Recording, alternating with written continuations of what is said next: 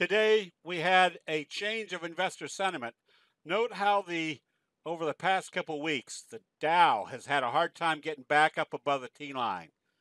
Today, it gapped up through that level. That on its own would probably tell us there's a little bit of bullish sentiment in the markets. But because of the quick visual analysis that you get from candlestick charts, you can see what the other indexes were doing at the same time. The S&P 500 also gapped up. It was trading above the T-line last Friday on kind of a kicker type signal above the T-line, telling us the probabilities were pretty strong. There was going to be more upside.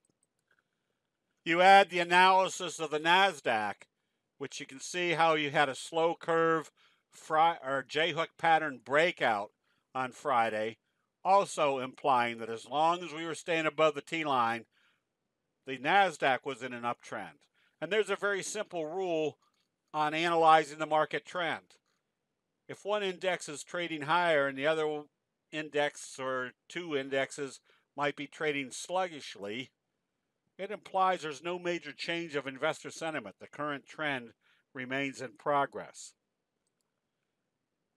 Simple candlestick scans allows the candlestick investor to see which sectors or which stocks in those sectors are trading the most bullish. As you can see, the retail sector is acting well. Macy's continuing this uptrend, staying above the T-line after this big breakout off the 50-day moving average. You can see the same scenario occurring in Dillard's. Kind of a J-hook pattern right here at the 50-day moving average, staying above the T-line.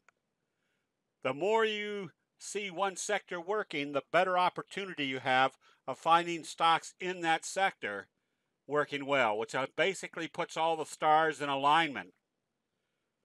That if the market is heading higher, you can pinpoint using candlestick analysis which sectors are acting the strongest, and then you can go into those sectors to see which stocks that make up that sector are acting the strongest. Basically putting all the probabilities in your favor. Trading the big stocks like Amazon. You can see there's been a consistent uptrend, not only staying above the T-line, but we also train people how to analyze staying above the 3T line, which gives you a much stronger bullish force, as well as obviously staying above the T-line. Note how the congestion area of Amazon reversed with a big bullish engulfing signal right at the T-line, and then since that time, the T-line was acting as resistance. As support. And knowing that the markets are probably in an uptrend, our short positions, such as we had on Micron after it did a spinning top gap down through the T-line area, that was after making a good profit off the wave 1, wave 2, and the third wave of a J-hook pattern, and we started taking profits, seeing sell signals, kind of a big spinning top at about the same magnitude in wave 3 as wave 1. When it gapped down, then we started looking to go short, which worked for a little bit, but when we started seeing too much buying coming in based upon the overall market showing strength, it told us the probabilities were in our favor to start covering our short position because of the market in general. Whether trading big name stocks or small stocks, it doesn't matter.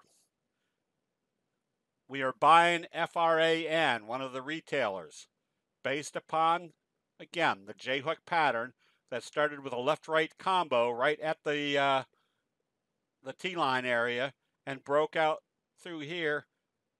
Our expectation is wave 1 and wave 3 will be the same magnitude. We expect strong magnitude of movement based upon this stock being in the retail sector, which is getting a lot of attention at this point. That'll be it. We'll see you in the chat rooms.